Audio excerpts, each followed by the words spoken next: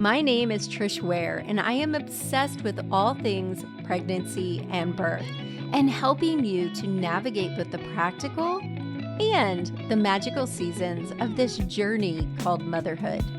I'm an all-day coffee-sipping mama of 7. I've had the amazing privilege of delivering many babies in my 15-plus year career as a labor and delivery nurse and as a mama of 7.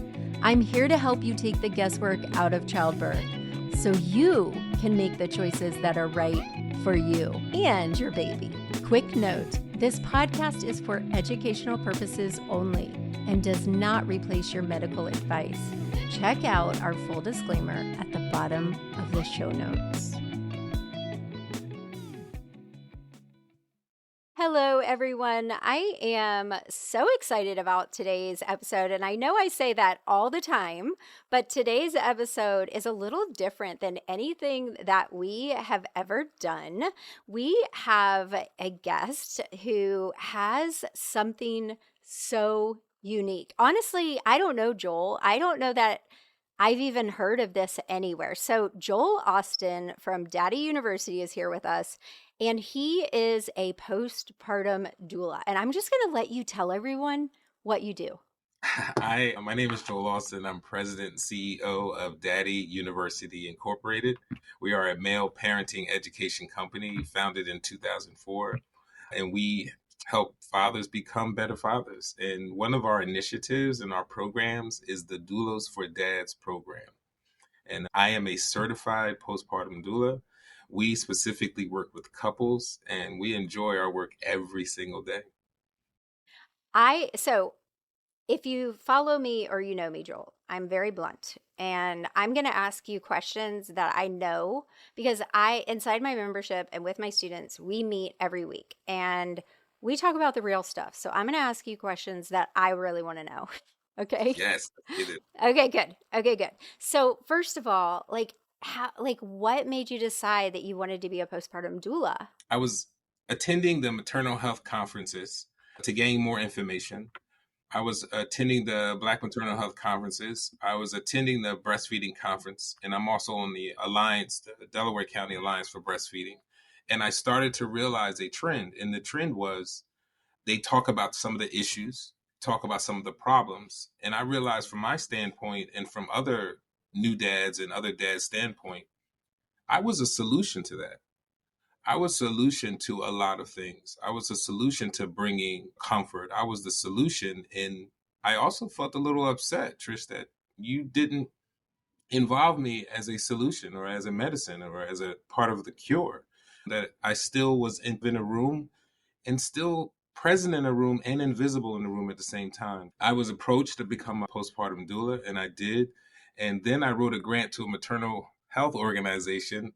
I wrote a paternal grant, and they granted us. And I now have 8 other trained postpartum doula, males, postpartum doulas in our area. Okay, so go you, number one. And whoever approached you, go that person, because that's pretty cool. But to get real, so one of the conversations, I posted a post just recently on how nasty that for going to the bathroom Yes. after you have a baby, and how bloody and how stinky and all of that. And just today, I go live in my membership and we're talking about those first couple days and how you don't want a lot of visitors, and for some women to have a male postpartum doula coming in, seeing their vagina swollen, all the blood, all the goop. Do you find some women get shy with a male doula, or do you think that's not been a problem? So you said, let's be honest and clear. Yeah, that's what we want. 80% of my clients, their gynecologist is a male. Yeah.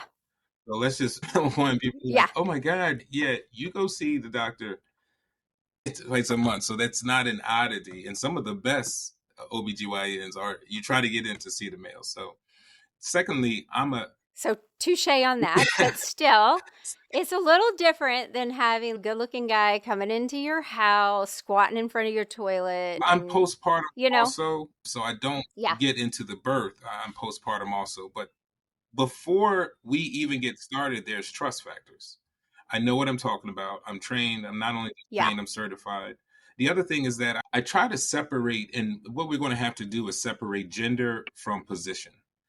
Yeah. So you look at me, and if you look at my gender as a male, you'll say males aren't supposed to do this and that. But then if you look at my position, which is I'm a dad of 4, this is, I don't know, you said be real. It's not the first vagina.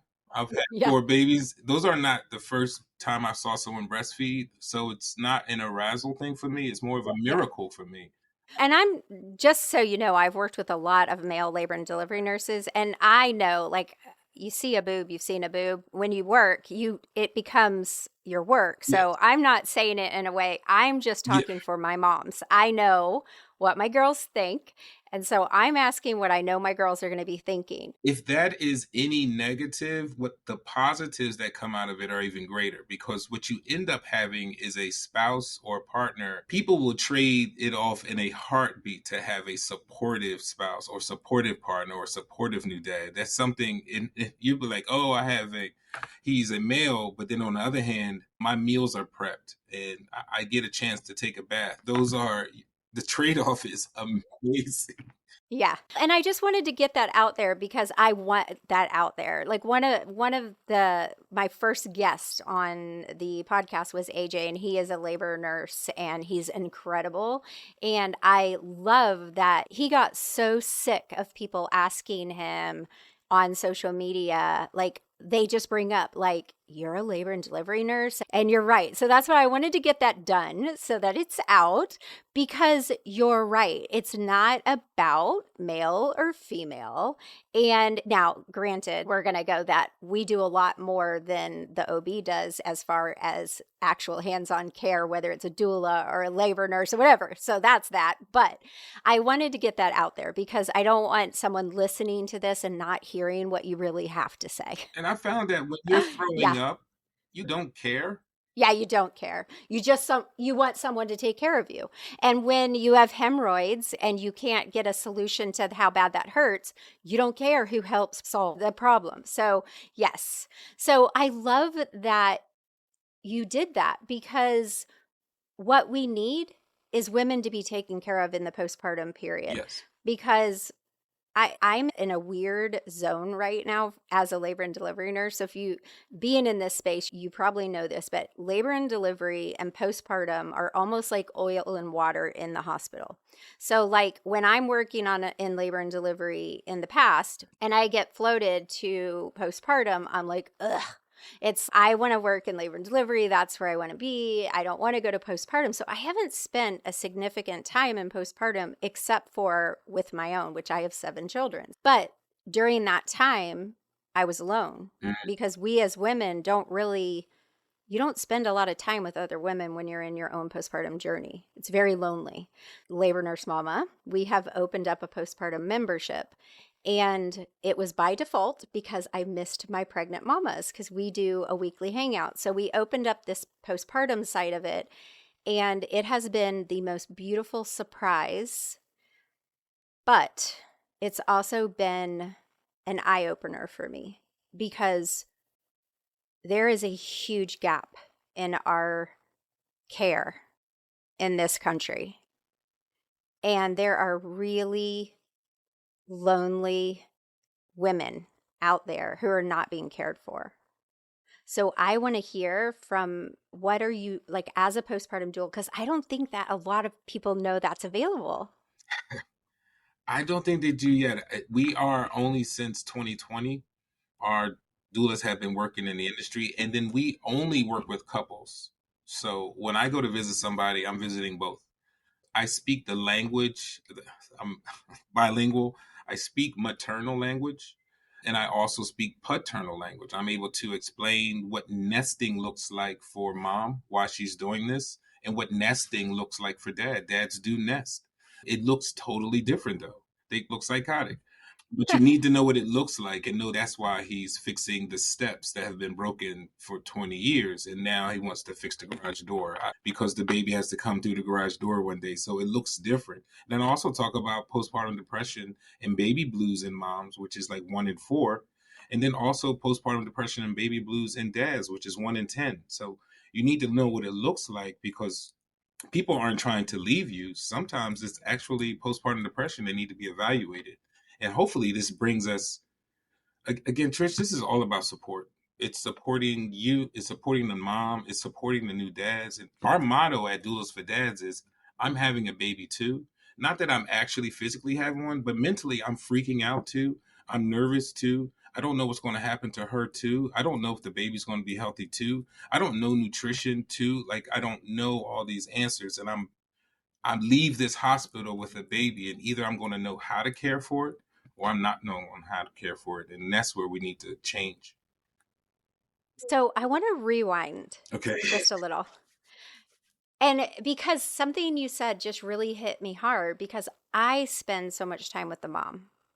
And truthfully, I've heard from a lot of moms who are pregnant that I've heard quite a few that these dads, I've had a few that the dads want to leave the moms when they're pregnant or postpartum.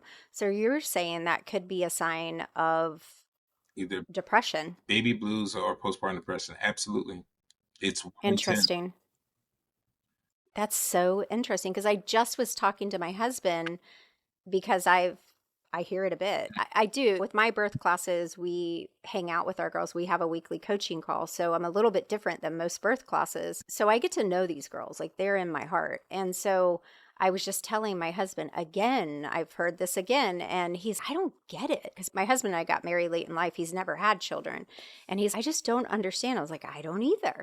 But that is really interesting to hear that. And even when you were saying about the husband nesting by fixing this, I can only imagine. And she's thinking, why the hell are you fixing the garage door? We need the crib put together. Absolutely. Yeah. Absolutely. Yes.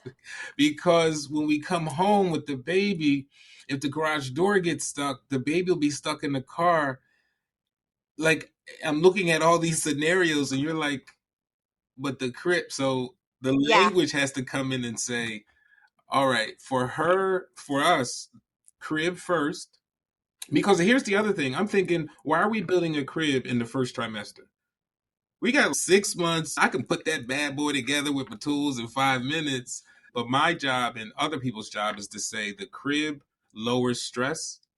Any type of form of lower stress is lower stress on mom. And I'm not going to tell everyone how that helps in maternal wellness.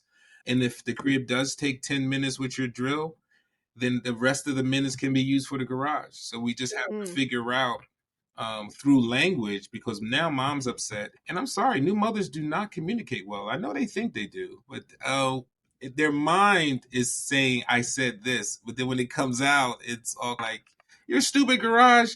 But then he's thinking in a step by step manner. So we now have to say, these are mom's top tens. These are your top tens.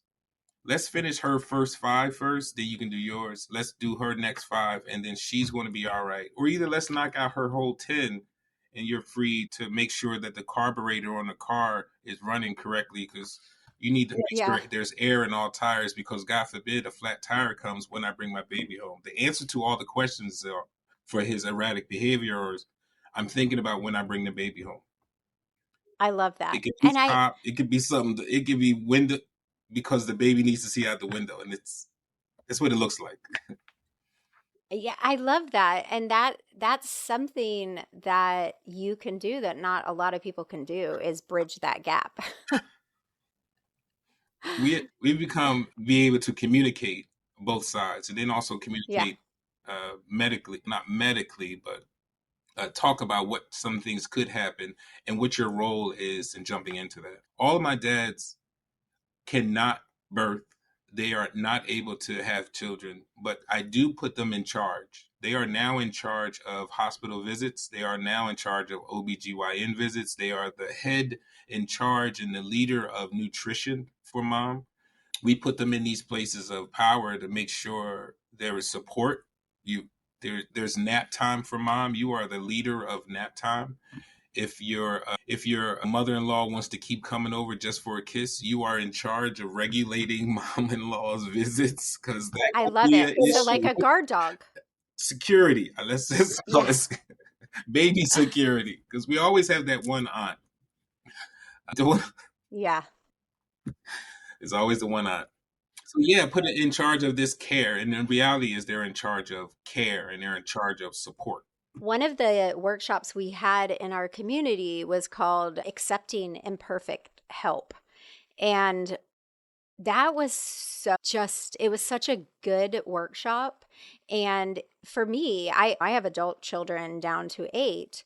And it was such a learning curve because I realized what she was teaching was that when our partner is trying to help us with baby and we're constantly critiquing and criticizing and saying, no, that's not the way, don't do it like that. If they're helping and it's safe, Yes. then just take it. Let them help you. It doesn't matter if they don't hold the baby the way you do or wrap the baby or maybe the diaper's a little wonky or whatever. As long as it's safe, they're not going to poop out the diaper or pee out the diaper or whatever. Let them do it their way because the more we critique them, the less likely they are to help you. And you're setting yourself up for failure as well. And so I love that you're there to empower the dad so that they are taking charge and they're taking ownership and they're playing like such a powerful role. Because I think that when you don't, I know, and I'm speaking for myself. So for those of you guys listening, I don't want to make assumptions, but I know for myself in my own path, I would critique my ex, and then I would also resent. So I would want him to do more, Yes. but I would resent what he did. So he was like, damned if he did and damned if he didn't in certain areas. And So and I must say that there is no dad or doula organization that can help with that. There are no excellent fathers and partners and husbands that can help with that. That has to come from the oldest sorority in the world, and that is called motherhood. Other mothers have to tell other mothers, you keep this up, you will hit rock bottom. Yeah, in a rock bottom way. I've seen it happen with my couples, and I have to tell all of your people that P, the P does not care if the Velcro is on the back or the front. The poop does not care whether it will. yeah, It does not. Pee does not.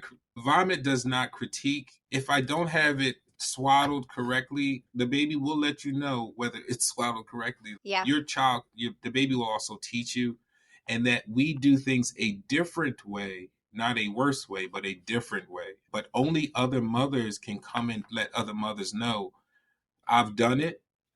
It did not work, and I'm begging you, try to just split up some of these responsibilities little by little so that you can have a, because the other thing about maternal wellness is we have this thing where postpartum is maybe 2 months after, 3 months after. No, this is like 1,000 days after. There's some people are stitched up and still trying to get up and down the steps. Like we as the motherhood sorority and also the fatherhood fraternity have to stop this pride and ego. You're not supposed to do it all. That's why it's called motherhood. It's not called singlehood. It's Yeah. there's a there are moms waiting, and I have to say this, there are moms sitting around waiting for the phone call for when you need help. They do not, they look like they're working, they look like they're, but they're waiting for you to say, hey, I need water or I need this. And there's this mom train of instinctability that comes into, the sorority comes into play.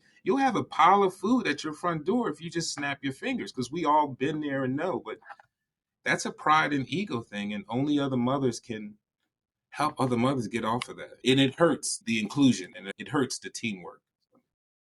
Man, you just inspired me so much because I I have such a heart for community that's and mentoring women. I've done it in my church. And we've been meeting as a team and like how can we, like I told you, this postpartum side of my membership came out of nowhere, but it's declared itself and it's a need. And so we want to meet it. And as you're talking, I was like, gosh, we need to set up a meal train for these new moms. And then my other members, if they want to send a meal, they can send a meal. Because unfortunately, my age group, we did things like that.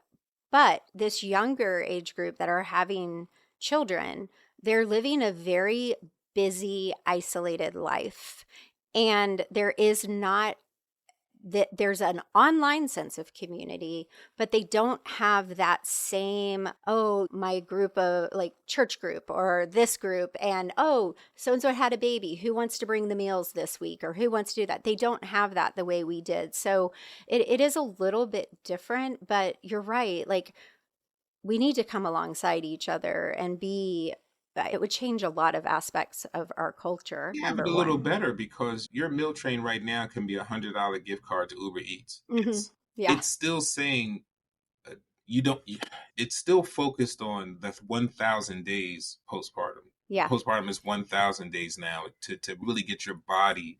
You're a nurse, so I'm not telling you, but get your body Yeah. back to. So even if it's Uber Eats, and even if you have the ability to have something delivered, or you can have send water to someone, because specifically we talk about breastfeeding, water is in the calorie counts Everything, pregnancy and in postpartum. pregnancy and postpartum. So even if you just send cases for no reason, or gift Yeah. cards, or having $1,000 worth of food delivery gift cards is almost equivalent to a meal train. But telling people I don't need it, or the pride comes in where, oh no, I got this, and you're Yes. getting up and down trying to prepare food. Yeah, we tell our girls all the time, be real. Yeah. When someone says, this is what we teach our girls inside of Call Mama, is when they're getting ready to have their babies, we teach them how to set up boundaries and also to ask for real help. So if your friend, and we say, don't invite your friend that you know is going to sit on your couch and want to ooh and all day over the baby. You want to ask your friend that you can say, hey, can you please do a load of laundry? Yes. Can you stop at Trader Joe's Yes. and bring me 2 meals for me and my partner? You want to ask for real help. This is not the time where they come and they hold the baby while you do the laundry. They come, they do the laundry. And if that's a person that you're uncomfortable asking that from, they don't need to come while your hoo ha is swollen.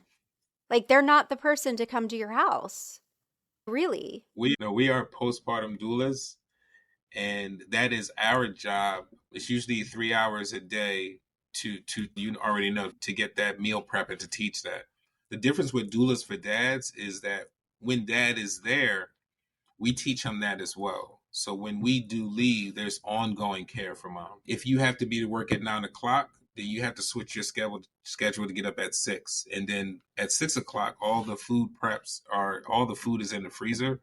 And if mom has to get up, she microwave something for a minute, or either warms up something in the air fryer for a minute, and her food is already prepped. And that saves you from feeling guilty. If you have to go to work and then she's getting up and down, it saves you from being guilty. And there's a lot of different laundry you can do, and there's a lot of different tasks you can do to ease and assist in wellness. So our job is to make sure that mom has that 24-hour care the best you can, if you have to go back to work or not. But if you can take off, and this is what you can do, because you can complain about a lot of things as a mom, but once you find out that if you breastfed, and then if you pump, and if you put the milk in the freezer, and dad is taught how to chest feed, you can get something that every mom wants. It's this miracle gift. It's called a nap.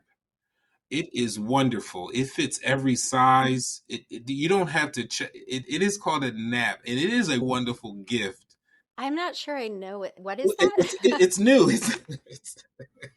It doesn't come often. If you can get a half hour, 15 minutes of someone learning how to swaddle, which is only wrapping something around a football, Yeah. which is doing this, and then playtime, you could lay down for 15, 20 minutes. That's a lot. Yeah. That's a lot. That's a lot. Yeah, I tell my girls all the time, it's not surprising to a mom that they use sleep deprivation in prisoner of war camps. That's a no-brainer.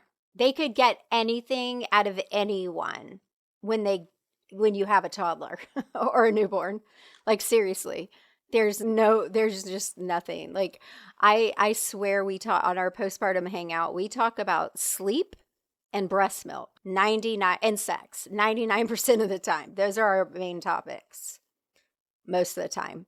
But yeah, I love what you're doing. I think it's just so incredible, and I just think that we need so many more male, female, doesn't matter. But these moms need to be cared for, and the dads. Like, Yeah, and I can't help but to think that it's going to transform the future of that family in I general. feel that way too.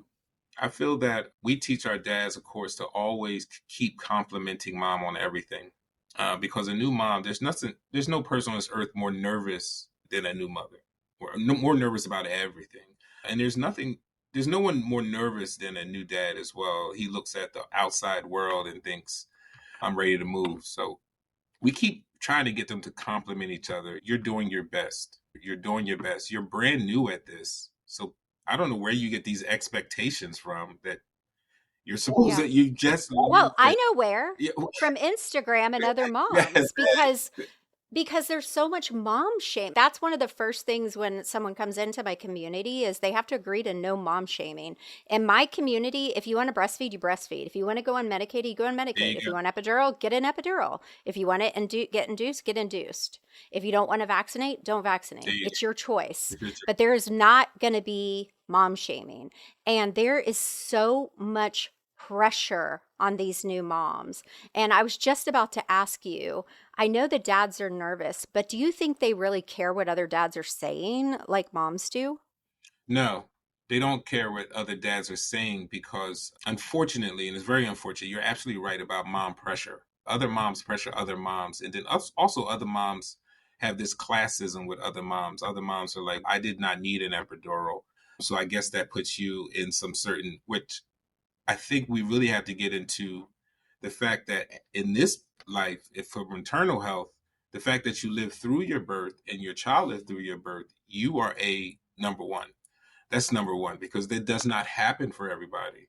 But dads don't care because dads are not do not have a normal expectation of caring, which is why we come in and say, yes, there is an absolute equal role for you. You have to make these appointments because let's be honest, I have to make all these OBGYN appointments because half the time you're not even listening to them. Half the time you're just hoping that you don't laugh so you don't fart or pee on yourself.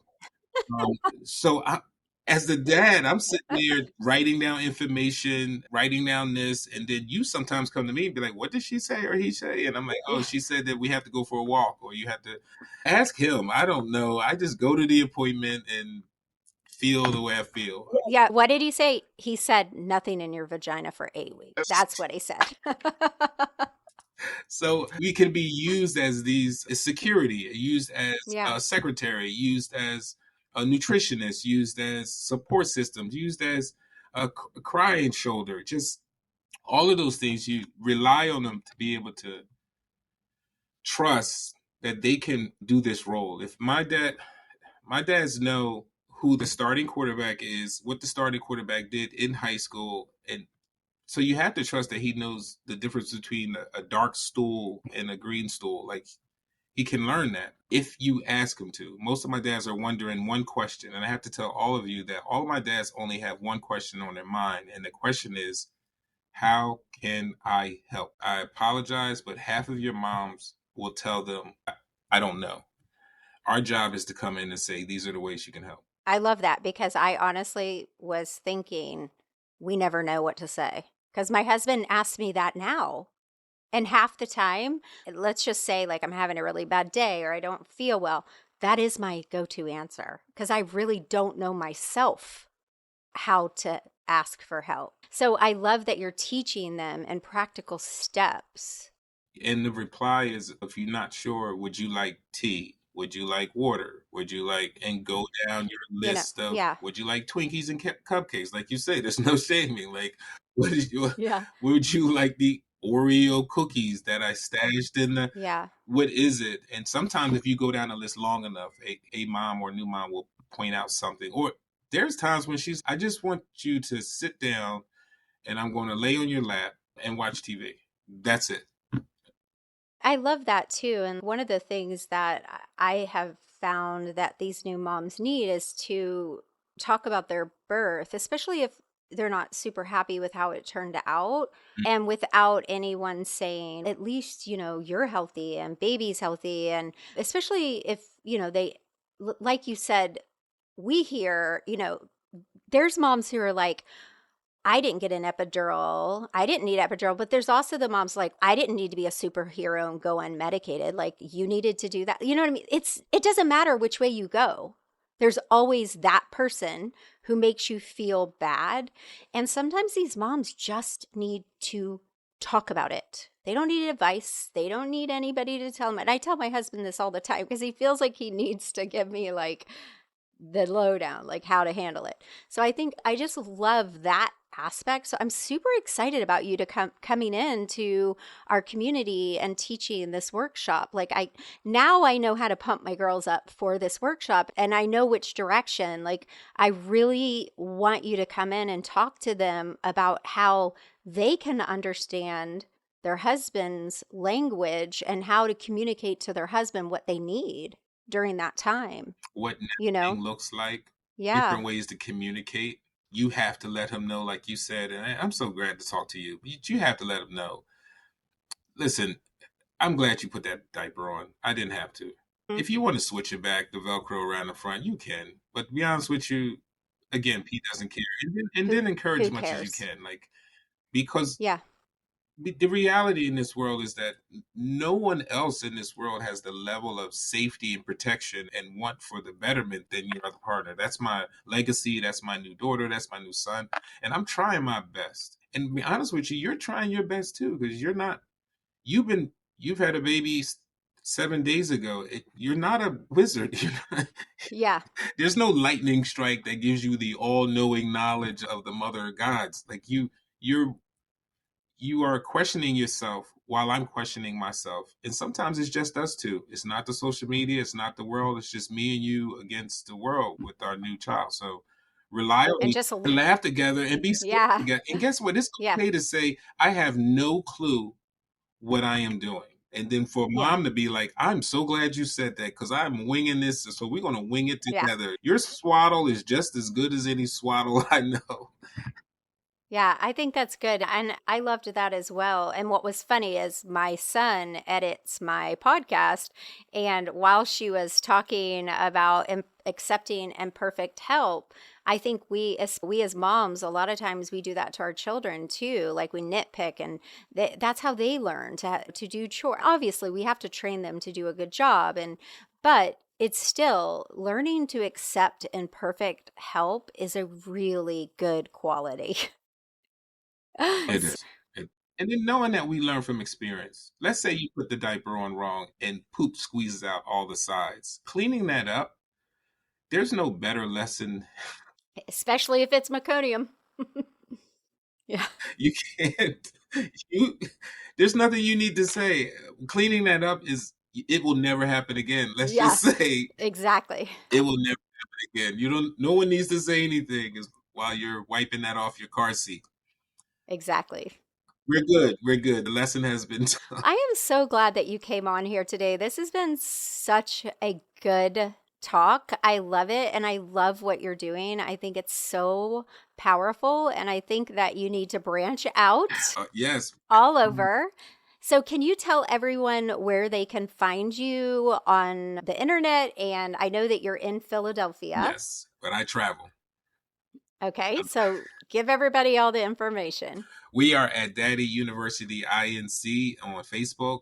Same thing, Daddy University INC on Instagram, LinkedIn, Joel Austin, LinkedIn, Daddy University, Twitter, Daddy University. We have our website is daddyuniv.com and you can register, you can and sign up for contact us. You can have dad contact us. We have information on there about ages and stages, what newborn care looks like and what newborns how they act so that they can have the same kind of information. And we're starting to do trainings on paternal inclusion and what that looks like. We certify around the country doulas and birth workers around the country. It's an amazing to because it's all about support and support. And we find that supporting is, I'm not going to say cure, but can decrease a lot of issues that reside there. And our motto is that we are having a baby too, which means we are freaking out too. So we need the same services and the same handholding that you do. All my dads are thinking at the end, when it really comes down to it and they wheel somebody in, dad is thinking, I don't know if she's coming back out. And so every now and then, just check on them to see if they're okay. I love that. It's so powerful. Thank you so much for what you're doing. Oh, And thank you for coming today. I love being on this show anytime. Awesome. We'll probably have you back then. Thank you. And we'll see you inside of the membership. I can't wait for your workshop. That episode was powerful. I loved interviewing Joel. I think what he's doing with this postpartum care, postpartum doulas, so incredibly powerful. Please leave a review and tell me what you thought about what Daddy University is doing. Amazing. Hit subscribe, leave a review, and as always, I'll see you again next Friday. Bye for now.